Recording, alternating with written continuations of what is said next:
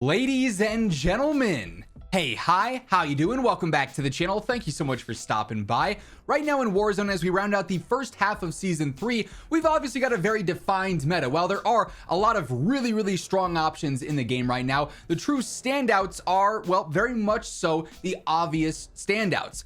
Prior to this season, we had a good mix of, okay, there's a lot of rifles that are dominant, there's a lot of SMGs, a few LMGs, maybe even some guns from MW2 and MW3, and then obviously at the start of Season 3, they went through, they updated the damage on a lot of Black Ops 6 guns, and those are really like the good go-to options, whereas the other options are competitive, but clearly there's a large gap. That said, as we approach Season 3 Reloaded, we know we're going to see another major weapon update, and something I always like to do as we get close to that mark is break down a top 10, rank the top 10 best guns in the game and the best setups for them, so that we have this to compare to once the new update goes out, and we can see, okay, clearly, 5 out of 10 of these weapons shifted hard, so this is going to be a fresh new meta, or 7 out of 10 weapons are still the same, right? I think it sets up a good, comparison before and after every major update. So moving on from my yapping, let's go through and let's break down the top 10 best weapons and loadouts in Warzone right now. Starting first at number 10, I won't lie, like this list, it's kind of interesting how much, shift there is in weapon style, but at number 10,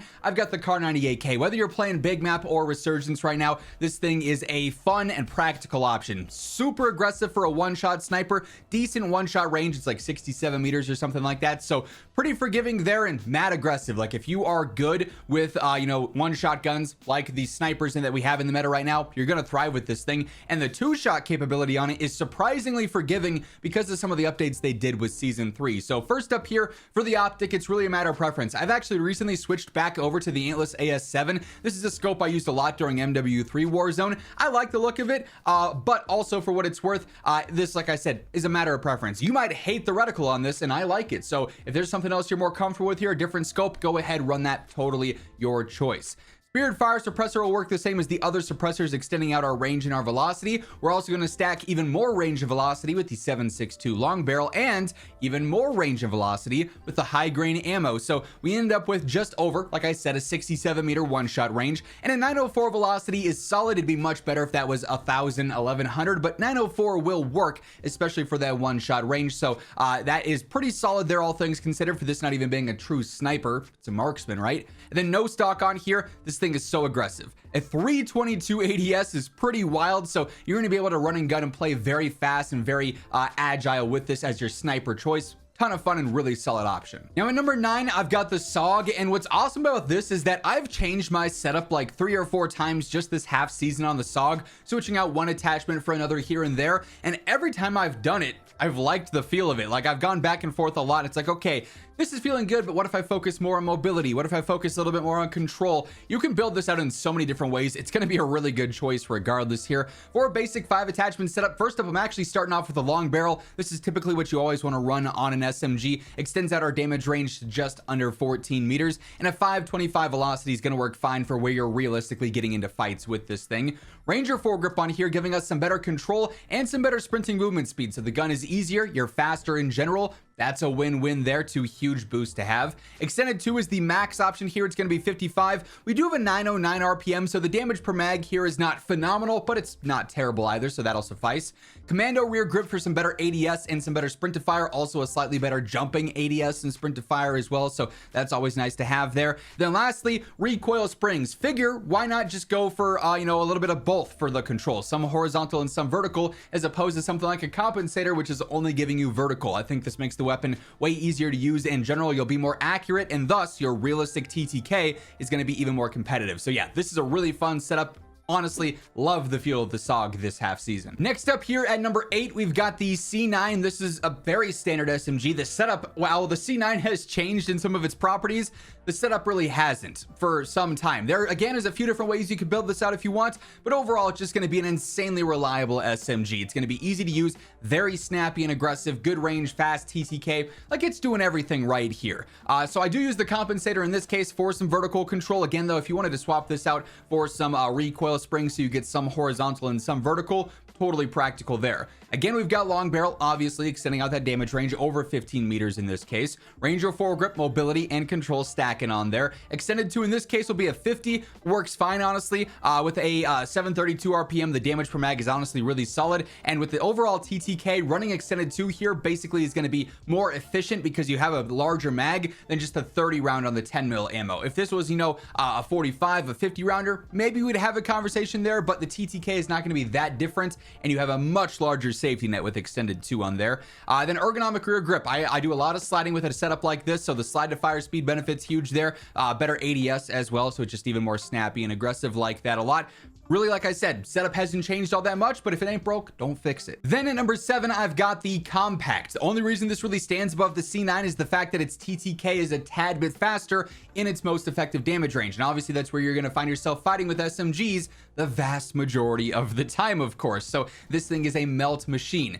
Really got to focus on control here though, because with the DPM being so rough in this case, you got to hit your shots. If you do, you're going to melt. If you miss, you're probably going to get caught reloading, right? So for that reason, we go for the compensator, straight up vertical control. Ranger foregrip, some horizontal control. Then I also stack recoil springs on here. So we are getting all the control possible out of this horizontally and vertically. So it's going to be a lot more straightforward when you pick it up and get used to that recoil pattern. I also go for extended 3. Obviously we want as much ammo with this as we can get. This is still only a 60 rounder. We've got a 1091 RPM. So even with 60, the DPM is a little bit rough, and that's just how this gun behaves. And that's something you have to learn with it. But if you can do so, it's going to be solid. Then also quick draw rear grip, faster ADS just makes this thing really snappy. And I love the feel of this. But that said, commando is good. Ergonomic is good on there too. Really, all the rear grips are solid choices here. But yeah, the Kompakt shreds. And by the way, as we are breaking down all the weapons, all the setups here today, if you enjoy the video, you find it helpful, a like rating is always really appreciated. Really helps share the video around to new viewers and helps grow the channel. And if you happen to be one of those new viewers, or perhaps you just haven't subscribed yet,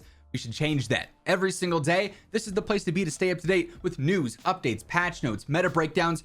Everything going on in COD is here, so feel free to hit that subscribe button and turn on those post notifications. Next up here at number 6, I've got the Kilo. This thing is maybe the most noob-friendly weapon in the game, just because it's so straightforward. It's got a competitive TTK. The thing is so easy. Low recoil, great velocity, decent damage range. It is one of the most reliable rifles that we have in the game right now. It's fantastic. So first up for the optic here, for a mid to long range build, it's a matter of preference. If you like the 3 times, the Dobrik 4 times, the Oturo red dot, run whatever optic you are comfortable with, of course there. Monolithic suppressor, helping out with some range and some velocity. Long barrel doing even more range, but you could also switch that out for reinforced barrel and up the velocity even more, like 1275 with reinforced on there is crazy. Plus nearly a 49 meter effective damage range is really solid too. So just a matter of how much you want that hit scan range to be apparent in this build.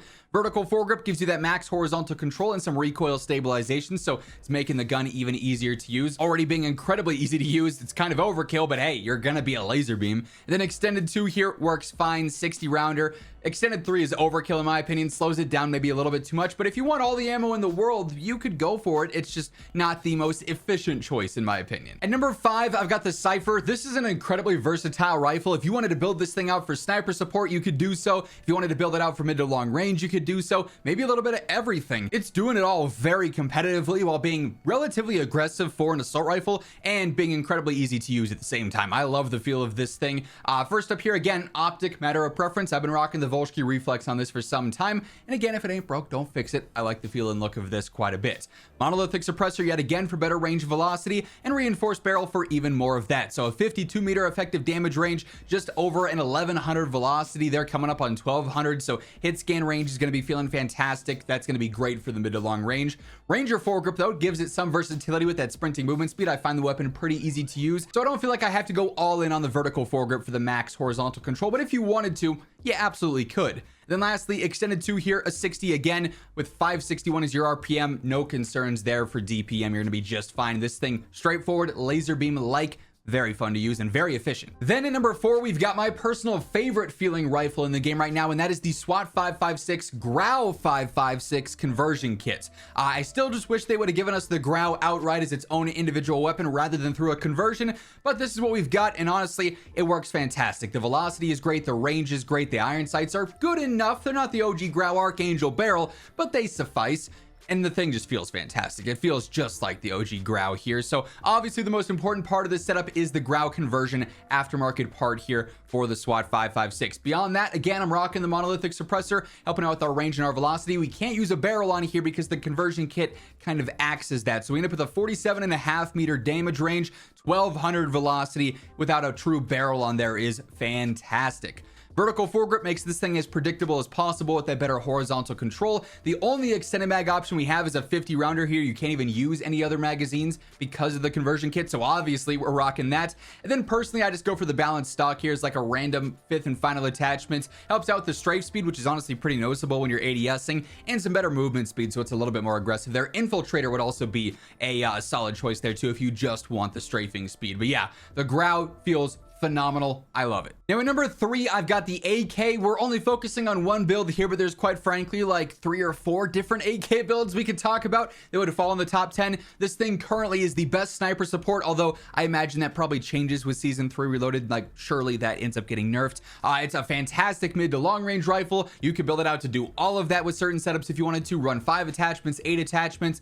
Thing is a beast. The only thing you really have to worry about here is learning the control. You could help yourself out some by using some recoil based attachments, but then just spend some time either in game or in the firing range learning the behavior, learning the recoil pattern, and you're set. This thing is going to melt. So this is more of like a mid to long range based build, focusing on some control here. Use the optic that you enjoy. I like the Otero red dot in this case. Compensator kind of needed here for that vertical control, making that a little bit easier. Reinforced barrel gives us an effective damage range of 51, nearly 52 meters, and over 1,000 velocity, which is solid. Vertical foregrip, max horizontal control, helping out a ton there, and then extended 2 on there for that 50 rounder. I feel like that works just fine as opposed to 60 with extended 3, but if you wanted to upgrade for a slightly slower speed, you absolutely could do so. You could also drop recoil springs on here if you wanted to upgrade to a gunfighter loadout. Throw on infiltrator stock, throw on a quick draw or a commando or an ergonomic rear grip, and you'll be more agile there. Like I said, a lot of ways you could build out the AK. All of them are going to be very good. This thing just hits. Now coming in at that second spot, number 2, we've got to have the HDR, right? Infinite one-shot range. The thing is being spammed in lobbies right now because it's the clear most dominant long-range gun in the game.